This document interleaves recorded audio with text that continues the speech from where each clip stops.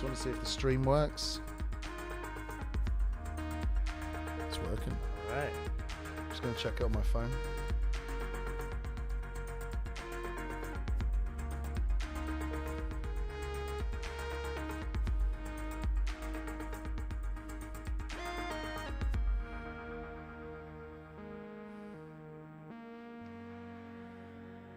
Smooth jazz in the background's adding a really nice ambiance to this. It's cool. It's working. Okay, we've got somebody watching already. All right. Okay, cool. Well, hey to whoever's watching. Hello. Hang on, let's just turn off the background sound. So, hello everybody. This is there's the camera. This is our first attempt at a live podcast stream. And at the end of the day, it'll be available on Spotify, on our channel on Electric Bike Action on Spotify. So after the stream's down and I've uploaded it and everything. But I'm with Aaron Chamberlain. Yes. And Aaron is a mysterious person in the sense that you are basically I've never met someone from Maxxis who works. You're the biggest, one of the most obvious, well-known brands across the whole industry. Yeah. And yet, Where you been hiding? where exactly? Where have you been?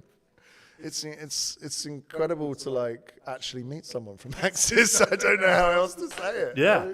Well, I work out of our North American headquarters, which is in Atlanta, Georgia, and we do a ton of events in North America, but not a lot in Europe, at least. Yeah. We do Eurobike, obviously, but that was a part of the impetus for making this trip out to the Bicycle Connection Agency media camp. Yeah. And that's because this is a special camp, aren't we? It's pretty much unique in the world, isn't it? Because how many journalists are we here? That's about 15 or 20. Okay. Yeah. And there's about 11 or 12 brands. Yeah. And we get a whole hour with each brand. Yeah. Which is a lot of work for you, actually, because it's pretty tiring talking to us all for a long time. But isn't it like you get the ability to actually... let's check the stream. Yeah, that's healthy. You get the ability to basically see us and really get into how a company, what you want in the world. And we were talking, obviously, e-bikes and e-bike related tire stuff. And and I actually asked the question, didn't I? It says, like, do you even need to, like, do marketing? It's like, why? Because you're literally on every brand. I mean, can you tell me something about Maxxis, how it became what it is and how it works? Because you're such an important part of our whole ecosystem.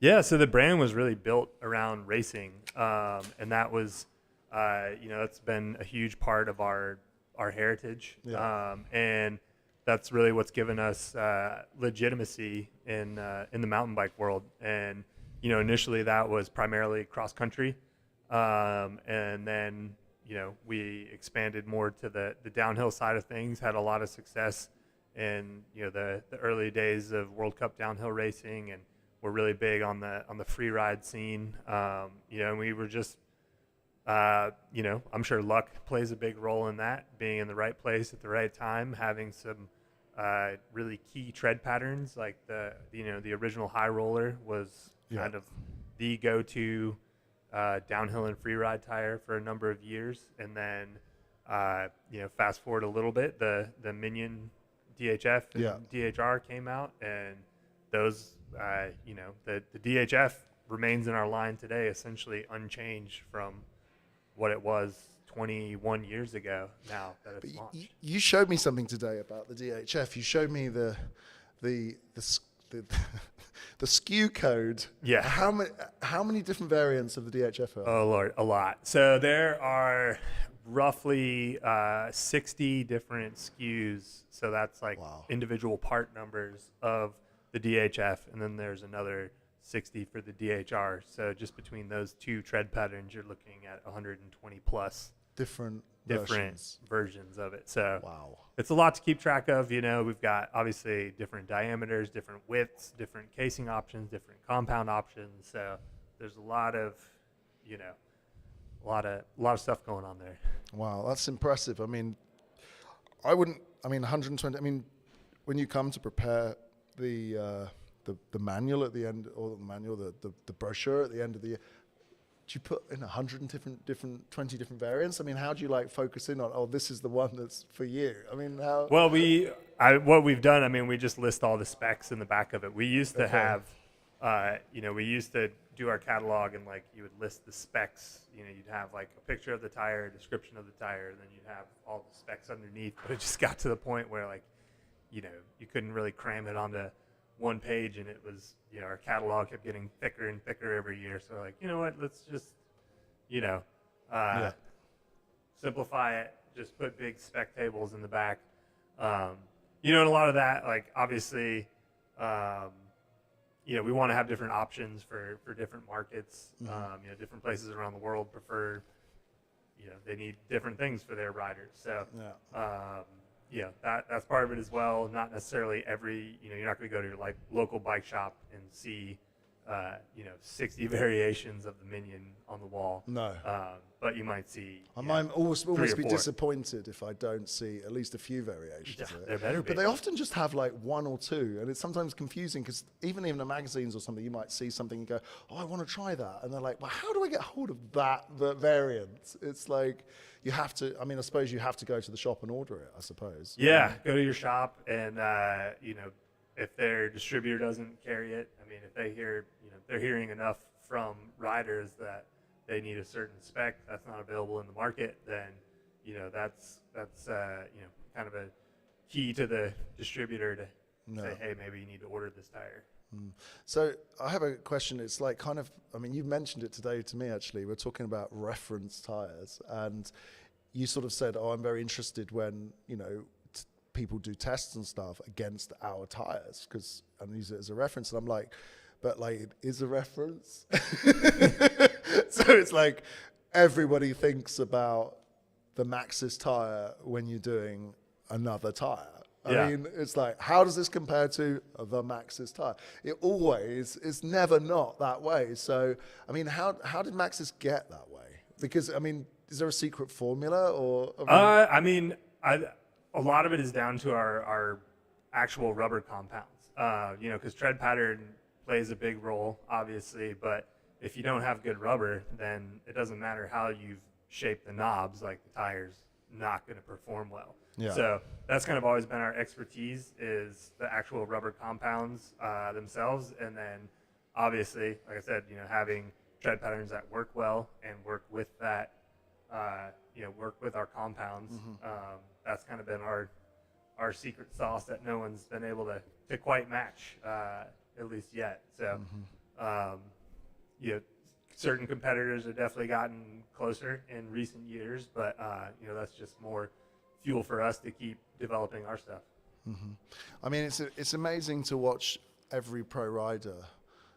I won't name who, but I've even seen pro riders sponsored by other companies with a Maxxis tire, which has then been Sharpied, colored out. Yeah. I mean, that's pretty insane. I mean, what is it? The riders like the compound, but does it give them a better feeling of security or safety? I mean, when they're riding, especially say a downhill World Cup rider. I mean, how does Absolutely. I mean, you have to think about the speeds that the World Cup riders are doing today. I mean,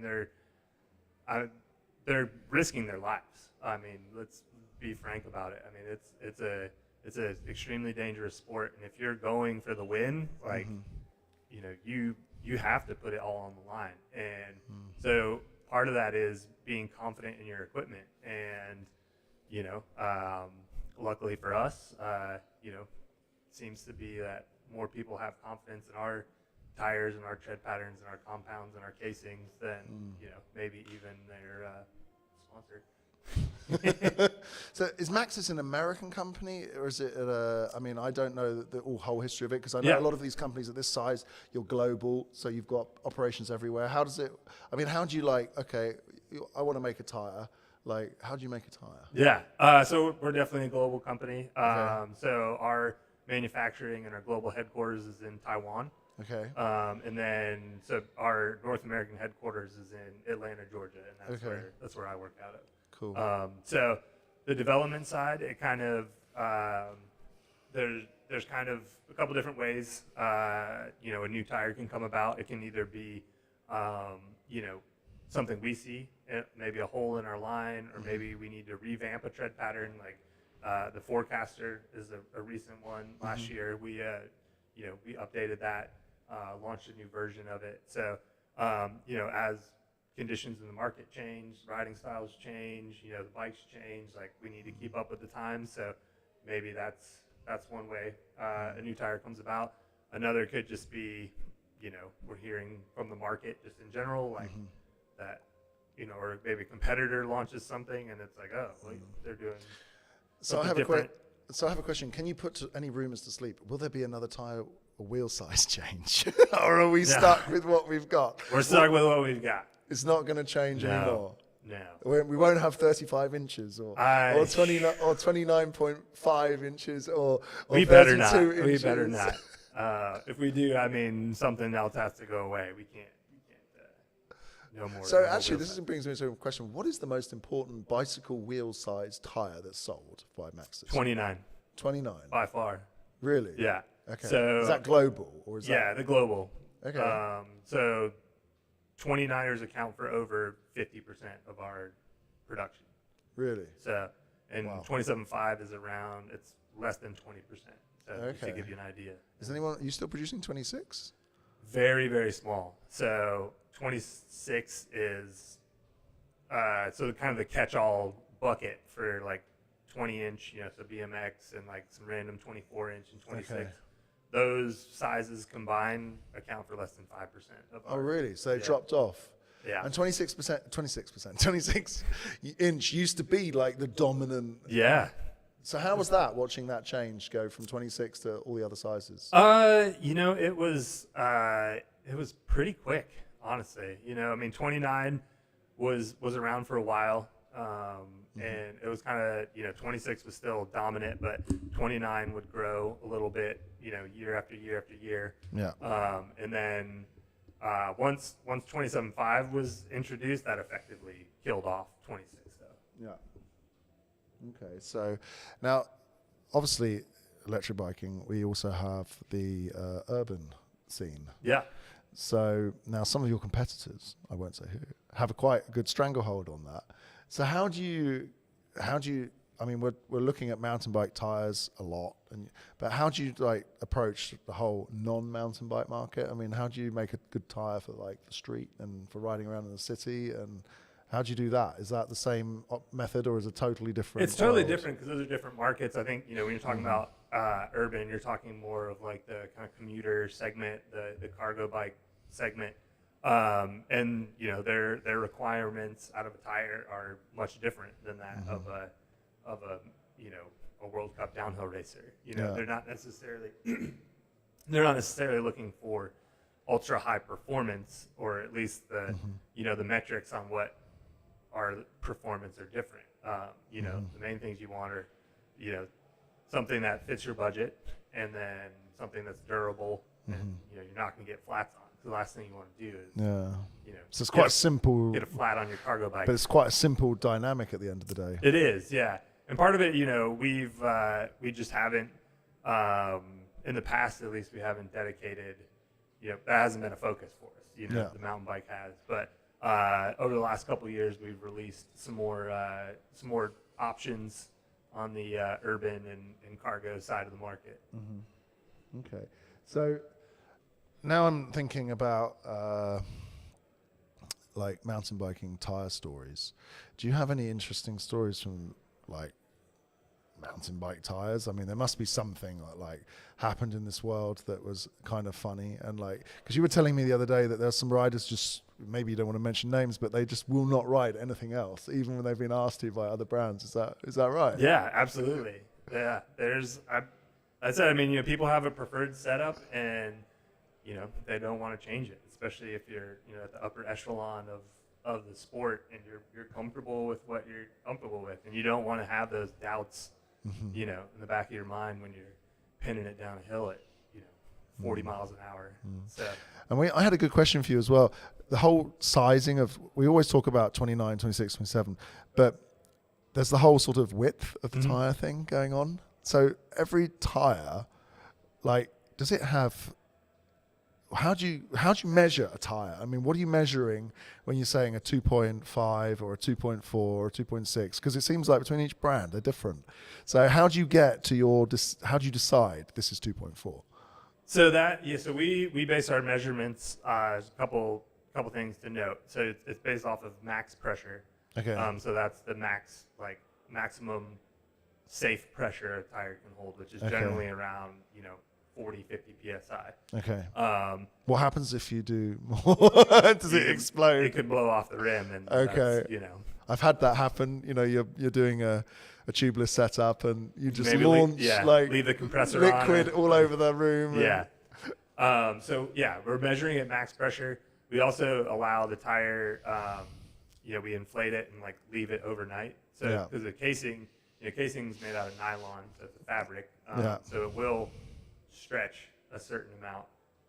So inflate it, and then when we take the official measurement, we're measuring whatever the widest part of the tire is. Sometimes that's going to be the tread pattern itself, so it could be the side knobs. Not the whole width. It could be just from side knob to side knob. Side knob. Sometimes that's the widest part. Okay. Other times it's the casing is the widest part. And that's kind of more maybe on the more XC side of things. Yeah. The casing will stick out a little further than the side knobs will. Okay. So that's how we get to our max. Right. Because it's kind of it's almost like the most boring part of a bike, but also it's like the most important part of a bike. Yeah.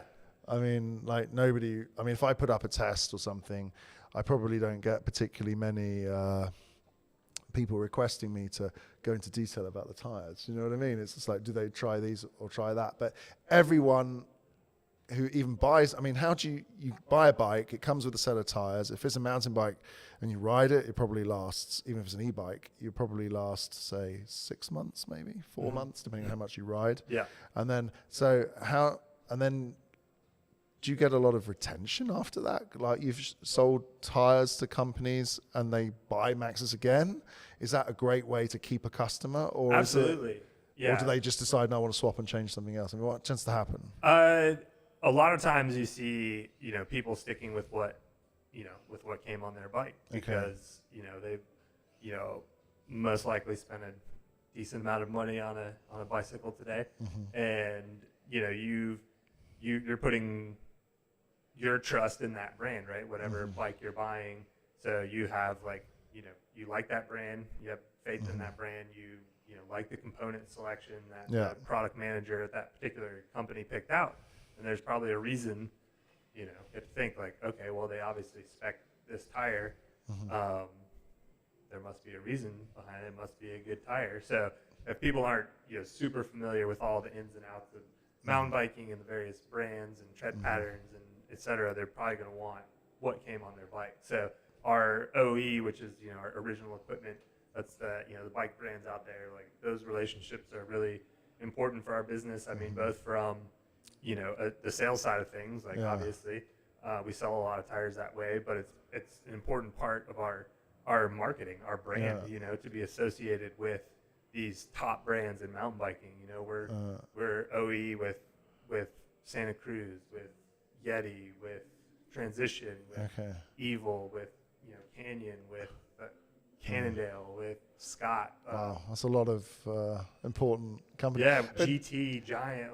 Do they ever make a specific request to say, hey, I want a special tire just for me? Do they ever do that? Yeah, absolutely. And very rarely would that be a tread pattern necessarily, but we might make a certain spec of a tire that we don't offer in the aftermarket. We try not to do that because, again, we want if a tire came on somebody's bike, we want to be able to offer that at their local shop, their online retailer. They can go and get that.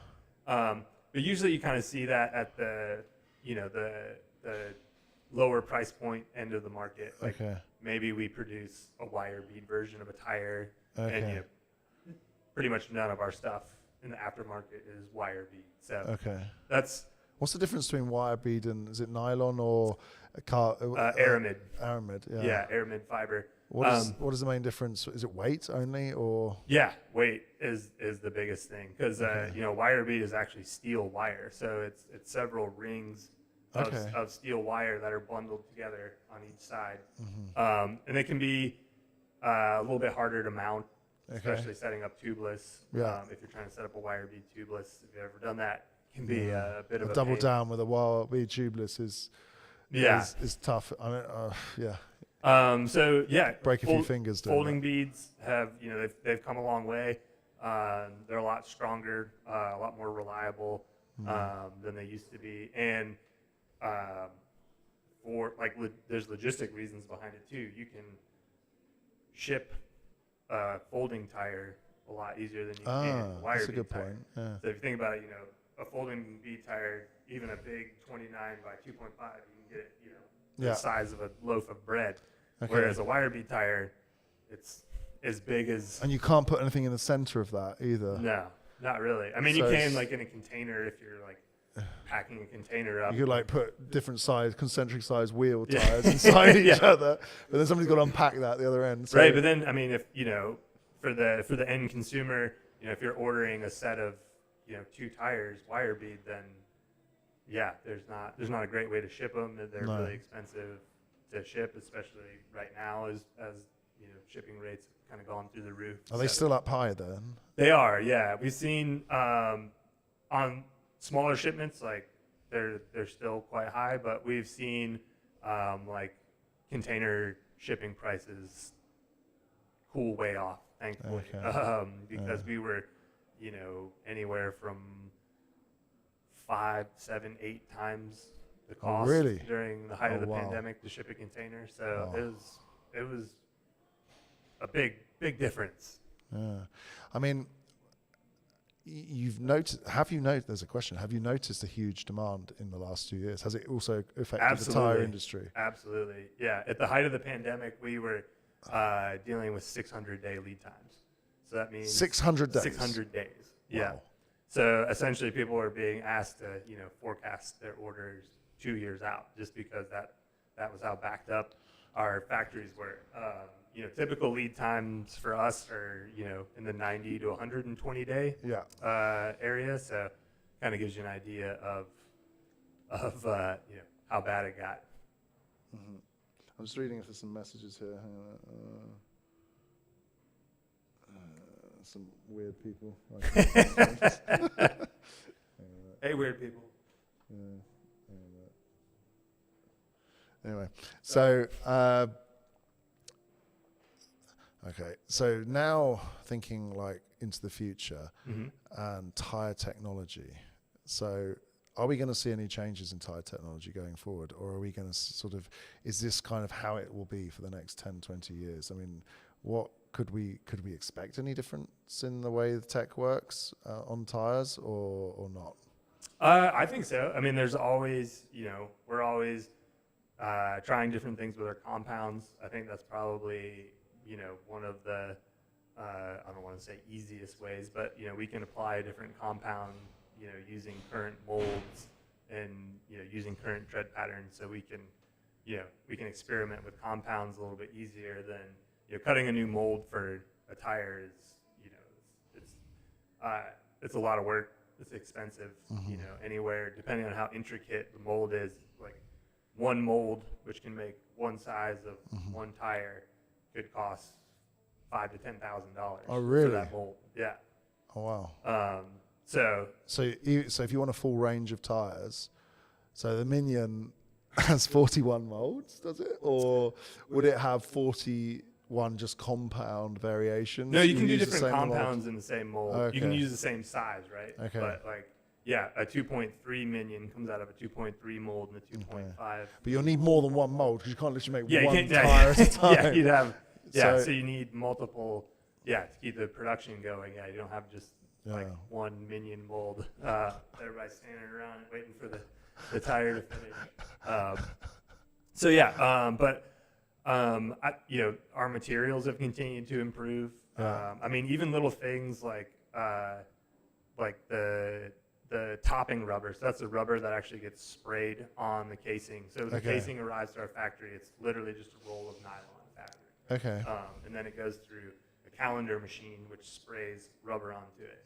Well, we've done, development even on that rubber itself, and the rubber we're using now is more cut and tear resistant. Even before you add any additional puncture protection to it, like the rubber itself adds a little bit extra protection. Yeah, so there's always stuff you can do around compound. Materials in the casing. We have like a material called ZK, which is what we use. It's used on some of our road tires, and we've started using it on some team issue only tires on the downhill side. Right now, it's kind of prohibitively expensive. And again, it would be offering another SKU. And frankly, we haven't. This is being applied to our downhill tires, and historically, we didn't have an issue with like punctures in World Cup races, but tracks are getting gnarlier, riders are going faster, and we started to hear that we need more puncture protection on our downhill casing. So we've applied this ZK material from our road line as a breaker, so that's right underneath the tread. To add a little bit of puncture protection, but it's much harder to work with than any of our other puncture protection materials. Like I said, a lot more expensive, so that would increase the cost to the end rider. So it's not something that and again, like we don't get people like flatting our downhill tires regularly. If you're doing that, I mean, wow, more power to you. But maybe run a little more pressure. So once you've been to one of these races, or you've seen some of these top pros using the tires, do you like take their old tires and examine them and check out how they performed, and then do you take those things you've learned into the normal consumer market? How do you do that?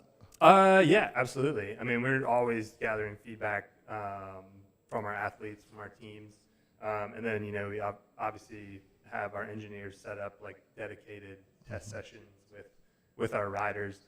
I mean, you can cut a tire apart, like maybe if there's an issue, that's kind of maybe where you like cut it up. But I mean, you can tell, you can tell a lot by like how the tire is wearing.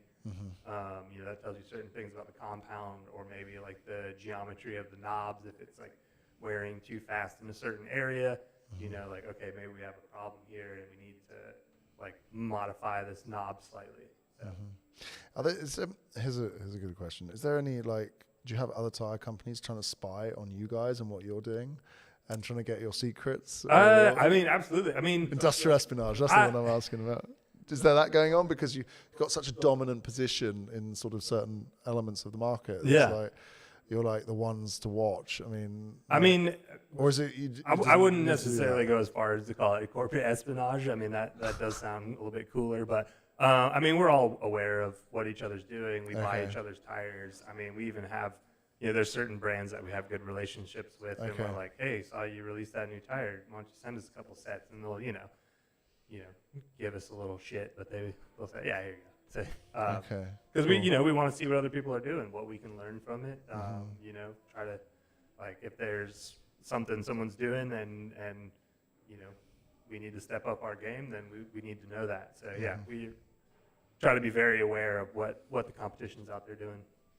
Okay, cool. Well, it's been interesting talking to you. I think we spent half an hour talking about tires, which people wouldn't really imagine, but I just think it's such an amazing fact that I have been able to find somebody from one of the big tire companies to actually talk about it. Maxxis employee. Yeah, but not like somebody from just somebody, I don't know, just somebody who knows what's going on. Yeah. I think that 41 different versions of the 60 different versions of the Minion is an amazing fact. So it's interesting to know that. It's interesting. But anyway, I am just grateful that we had a good chat. Yeah. And, thanks for having me. And this is like the first time I've done one of these live stream podcast things. So it will be available on Spotify.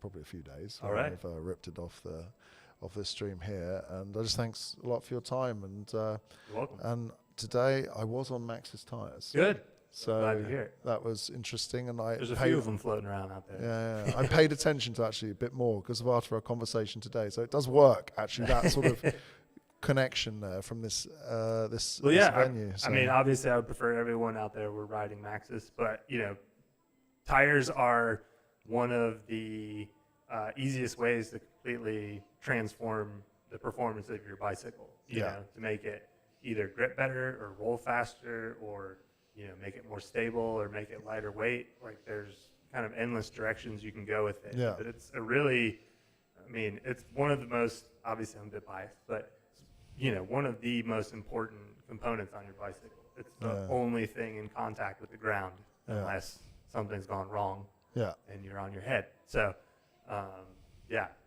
play with your tires. Cool. Yeah. Thanks a lot, everybody. And thanks, Aaron. And we'll catch up on our next podcast soon. So thank you. Cheers, everybody. Bye-bye.